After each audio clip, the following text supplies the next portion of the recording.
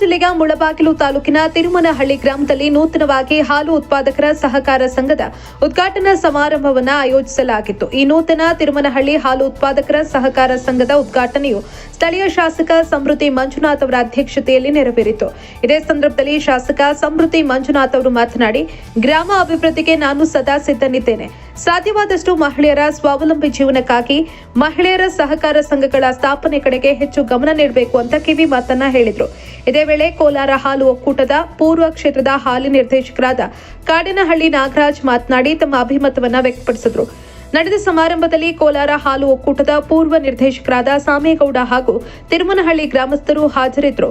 ಸೈಯದ್ ಫಯಾಜ್, ಮುಳಬಾಗಿಲು. 18 ಮತ್ತು 23ರಲ್ಲಿ ಯಥೇಚ್ಛವಾಗಿ ವೋಟ್ ಕೊಟ್ಟಿರ್ತಕ್ಕಂಥ ಊರಿದ್ರೆ ನಮ್ಮ ಪಂಚಾಯಿತಿಯಲ್ಲಿ ಇಡೀ ತಾಲೂರು ಪಂಚಾಯತಿ ಯಥೇಚ್ಛವಾಗಿ ವೋಟ್ ಕೊಟ್ಟಿರ್ತಕ್ಕಂಥ ಊರು ಅಂತಂದ್ರೆ ತಿರುಮನಹಳ್ಳಿ. ಈ ಊರಿಗೆ ಏನಾದರೂ ಮಾಡಬೇಕು ಅನ್ನೋದು ತುಂಬಾ ಆಸೆ ಇತ್ತು. ಬಹುಶಃ ನಾಗರಾಜನ ಕೈಯಲ್ಲಿ ಆಗ್ಬೇಕಾಗಿದ್ದನ್ನ ಶಾಮೇಗೌಡರ ಕೈಲಾಗಿದೆ. ಒಂದು ಹೊಸ ಡೈರಿ ಇವತ್ತು ಇಂಥ ಸೋಮೇಶ್ ನಮ್ಮ ವೇಣುಗೋಪಾಲ ಸ್ವಾಮಿಗೆ ಯಾವತ್ತು ಪ್ರತಿ ವರ್ಷ ಬರ್ತಾ ಇದ್ದೀನಿ. ಆ ಮಹಾದ್ವಾರ ಇವತ್ತು ಪೂಜೆ ಮಾಡಿಕೊಟ್ಟಿದ್ದೀನಿ. ಆದಷ್ಟು ಬೇಗ ಮಹಾದ್ವಾರವನ್ನ ಕಟ್ಕೊಡ್ತೀನಿ. ಈಗಾಗಲೇ ಒಂದು ಐಮಾಸ್ ಲೈಟ್ನ ಪ್ರಾರಂಭ ಆಗಿದೆ. ಈ ಒಂದು 8-9 ದಿವಸ ಒಳಗಡೆ ಐಮಾಸ್ ಲೈಟ್ ಉದ್ಘಾಟನೆ ಆಗ್ತದೆ. ನಾನು ಮಂಜಣ್ಣವ್ರಿಗೆ ಕೇಳಿದ್ದೀನಿ, ಇನ್ನೇನು ಬೇಕೋ ಹೇಳಪ್ಪ, ಖಂಡಿತವಾಗ್ಲಿ ಊರಿಗೆ ಮಾಡ್ಕೊಡ್ತೀನಿ ಅಂತ ಕೂಡ ಹೇಳಿದ್ದೀನಿ. ನಾನು ಆದಷ್ಟು ಬೇಗ ನೀವು ಹೇಳಿರ್ತಕ್ಕಂಥ ಎಲ್ಲ ಕೆಲಸ ಕಂಪ್ಲೀಟ್ ಮಾಡಿ ಖಂಡಿತವಾಗ್ಲಿ ನಿಮ್ಮೂರಿಗೆ ಮತ್ತೊಮ್ಮೆ ಬರ್ತೀವಿ ಅಂತ ಹೇಳ್ತಾ, ಇವತ್ತು ಉದ್ಘಾಟನೆ, ಹಾಲು ಉದ್ಘಾಟನೆ ಇವತ್ತು ಎಷ್ಟು 1000 ಲೀಟರ್ 1200 ಲೀಟರ್ ಊರಿಂದ ಬರ್ತದೆ. ಇದಕ್ಕೆ ಹೋಗ್ತಾ ಇತ್ತು ತೈಲೂರಿಗೆ. ಈ ಊರಲ್ಲಿ ಡೈರಿ ಅವಶ್ಯಕತೆ ಇತ್ತು. ಬಹುಶಃ ಇವರಿಬ್ಬರು ಬಂದಾದ್ಮೇಲೆ ಏನು ಯಾರ ಉತ್ಪಾದಕರ ಸಂಘ ನಮ್ಮ ತಾಲೂಕದ್ದು ವಿಭಾಗ ಆದ್ಮೇಲೆ ಒಬ್ರಿಗೊಬ್ರು ಕಾಂಪಿಟೇಷನ್ ಅಲ್ಲಿ ಓಪನ್ ಮಾಡ್ತಾ ಇದ್ದಾರೆ. ಆದಷ್ಟು ಬೇಗ ಇನ್ನೂ ಜಾಸ್ತಿ ಓಪನ್ ಮಾಡ್ಲಿ. ಹೆಣ್ಮಕ್ಳದು ಡೈರಿ ಓಪನ್ ಮಾಡ್ಕೊಡ್ಬೇಕಂತ ನಾನು ವಿಶೇಷವಾಗಿ ಮನವಿ ಮಾಡ್ಕೊಡ್ತೀನಿ. ಯಥೇಚ್ಛವಾಗಿ ಹೆಣ್ಮಕ್ಳದ್ದು ಸಂಘ ಮಾಡಿ ಹೆಣ್ಮಕ್ಳಿಗೆ ಡೈರಿ ಸ್ವಯಂಕೃತವಾಗಿ ಓಪನ್ ಮಾಡ್ಲಿಕ್ಕೆ ಇಬ್ರು ಅವಕಾಶವನ್ನ ಮಾಡ್ಕೊಡ್ಬೇಕು. ತಾಲೂಕಿನ ವಿಚಾರದಲ್ಲಿ ಅವಾಗಲೇ ನಮ್ಮ ಶ್ರೀನಿವಾಸ ರೆಡ್ಡಿ ಅವರು ಹೇಳ್ತಾ ಇದ್ರು, ರಾಜಕಾರಣ ಡೈರಿದಲ್ಲಿ ಬೇಡ ಅಂತ. ಸೊ ಅದರಿಂದ ಮುಂದಿನ ದಿವಸದಲ್ಲಿ ಏನು ನಮ್ಮ ಕಡೆಪಲ್ ಸರ್ ಇವರು ಹೇಳಿದ್ದಾರೆ, ಇದೇ ಗಮನ ಸೆಳೆದು 24 ಮತ್ತು 25ನೇ ತಾರೀಕು ಆಲ್ರೆಡಿ ಕೇಳಿದ್ದೀನಿ. ಹಾಲು ಉತ್ಪಾದಕರ ನನ್ನ ಆಂಧ್ರದ್ದು ಮತ್ತು ತಮಿಳುನಾಡದು ಎರಡೂ ತರಿಸ್ಕೊಂಡಿದ್ದೀನಿ. ನಮ್ಮಲ್ಲಿ ಯಾಕೆ ಕಡಿಮೆ ಕೊಡ್ತಾ ಇದ್ದೀರಾ ಅನ್ನೋದ ಗಮನ ಸೆಳೆಗೆ ಈಗಾಗಲೇ 24ನೇ ತಾರೀಕು ನಾನು ಅವಕಾಶವನ್ನು ಕೇಳಿದ್ದೀನಿ. ಸೊ ದೊಡ್ಡ ಮಟ್ಟಕ್ಕೆ ಕೇಳಿದ್ದೀನಿ. ಖಂಡಿತವಾಗ್ಲೂ ಅದು ಆಗುತ್ತೆ ಅಂತ ಹೇಳ್ತಾ ಈ ಸಂದರ್ಭದಲ್ಲಿ ನಮ್ಮ ಕೋಲಾರ ಹಾಲು ಒಕ್ಕೂಟ ಏನಿದೆ, ರೈತರ ಹಿತದೃಷ್ಟಿ ಬಹಳ ಮುಖ್ಯ ನಮಗೆ. ಅದರಿಂದ ಈಗಾಗಲೇ ಈಗ ಮಧ್ಯಾಹ್ನ 2 ಗಂಟೆಗೆ ಹಾಲು ಕರಿಯೋ ಯಂತ್ರಗಳನ್ನ ಕೊಡ್ತಾ ಇದ್ದೀವಿ ಅರ್ಧ ಬೆಲೆನಲ್ಲಿ.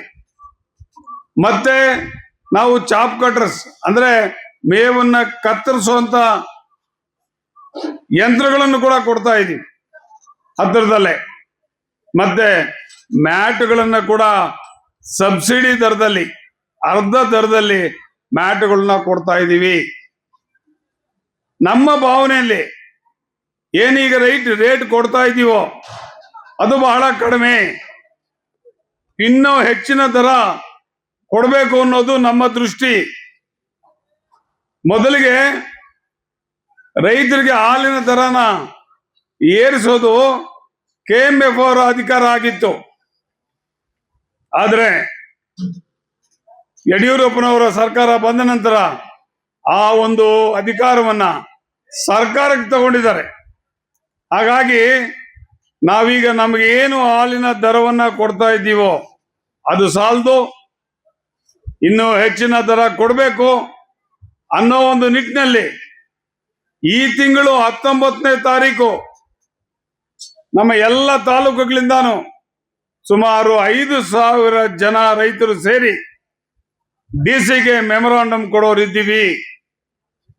DC-ಗೆ ಮೆಮೊರಾಂಡಮ್ ಕೊಟ್ಟು ಆ ಮುಖಾಂತರ ಮುಖ್ಯಮಂತ್ರಿಯವರ ಗಮನ ಸೆಳೆದು ನಮಗೆ ಇನ್ನೂ ಕನಿಷ್ಠ 10 ರೂಪಾಯಿ ಜಾಸ್ತಿ ಮಾಡಬೇಕು ಅನ್ನೋದನ್ನ ನಾವು ಗಮನ ಹರಿಸಬೇಕು ಅಂತೇಳಿ ಅವರನ್ನ ಕೇಳ್ಕೊಳ್ತಾ ಇದ್ದೀವಿ. ಈ ಬಗ್ಗೆ ನಮ್ಮ ಶಾಸಕರು ಕೂಡ ವಿಧಾನಸಭೆಯಲ್ಲಿ ಧ್ವನಿ ಎತ್ತಬೇಕು. ಯಾಕೆಂತಂದ್ರೆ ಎಲ್ಲ ರಾಜ್ಯಗಳಲ್ಲಿ ಇರ್ತಕ್ಕಂಥ ದರ ನಮ್ಮ ದರಕ್ಕಿಂತ ಜಾಸ್ತಿ. ಎಲ್ಲ ರಾಜ್ಯಗಳಲ್ಲಿ ದರ ಜಾಸ್ತಿ, ಆದ್ರೆ ನಮ್ಮಲ್ಲಿ ಮಾತ್ರ ಕಡಿಮೆ ಇದೆ.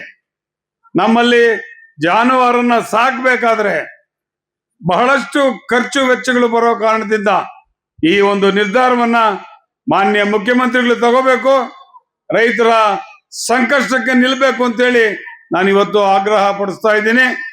19ನೇ ತಾರೀಕು ನಾವು ಎಲ್ಲರೂ ಕೂಡ ನಮ್ಮ ಕೆಲವಾರು ನಿರ್ದೇಶಕರು ಎಲ್ಲ ಸೇರಿ ಸುಮಾರು 5,000 ಜನ ಸೇರಿ ನಾವು ನಮ್ಮ ಜಿಲ್ಲಾಧಿಕಾರಿಗಳ ಮುಖಾಂತರ ಮುಖ್ಯಮಂತ್ರಿಗಳಿಗೆ ಮನವಿ ಸಲ್ಲಿಸೋರಿದ್ದೀವಿ. ನನಗೆ ಒಂದು ನಂಬಿಕೆ ಇದೆ, ಮುಖ್ಯಮಂತ್ರಿಗಳು ಸಕಾರಾತ್ಮಕವಾಗಿ ಸ್ಪಂದಿಸ್ತಾರೆ ಅಂತ. ಹಾಗೆ ನಮ್ಮ ಶಾಸಕರು ಕೂಡ ಇದ್ರ ಬಗ್ಗೆ ಗಮನ ಸೆಳೆದು ನಮ್ಮ ರೈತರ ದರವನ್ನು ಹೆಚ್ಚಿಸೋದಿಕ್ಕೆ ಅವರ ಇದಕ್ಕೆ ಸಹಕಾರಕ್ಕೆ ಬರಬೇಕು ಅಂತೇಳಿ ನಾನು ವಿನಂತಿ ಮಾಡಿಕೊಳ್ತಾ ಇದ್ದೀನಿ. ನಿಮ್ಗೆಲ್ಲ ಗೊತ್ತಿದೆ, ಮಳೆ ಹೋಯ್ತು, ಟೊಮೊಟೊ ರೇಟ್ ಇಲ್ಲ, ಯಾವುದೇ ಪದಾರ್ಥಕ್ಕೆ ಈಗ ನಮ್ಮ ಸತ್ಯನ ಹೇಳ್ತಾ ಇದ್ದೆ ಇವತ್ತೇನು 500 ಮಾಡಿಬಿಟ್ಟಿದ್ದೀನಿ ಅಂತ. ಇದೇ ಎಲ್ಲ ಆಗೋದ್ಮೇಲೆ ಮಾಡ್ತಾರೆ, ಎಲ್ಲ ಟೊಮೆಟೊ ಮುಗಿದ ಮೇಲೆ ಈಗ 500 ರೂಪಾಯಿ ಆಗಿದೆಯಂತೆ. ಎಲ್ಲ ಹೋದ್ರು, ಎಲ್ಲ ಮನೆಗಳಿಗೆ ಹೊಟ್ಟೋದ್ರು, ಎಲ್ಲ ಖರ್ಚು ಮಾಡಿ ಆ ಖರ್ಚಿನ ಹಣ ಕೂಡ ಬರದೆ ಇದರಲ್ಲಿ ನಾವು ಸೇರಿದ್ದೀವಿ. ಹಾಗಾಗಿ ಏನು ಹಾಲಿನ ದರನ ಜಾಸ್ತಿ ಮಾಡಿದ್ರೆ ಎಲ್ಲರಿಗೂ ಕೂಡ ಅನುಕೂಲ ಆಗ್ತದೆ ಅಂತೇಳಿ ದರ ಜಾಸ್ತಿ ಮಾಡಬೇಕು. ನಾವಲ್ಲಿ ಸೇರ್ತಾ ಇದ್ದೀವಿ. ಸುಮಾರು ವರ್ಷಗಳ ಒಂದು ಸುದೀರ್ಘ ಒಂದು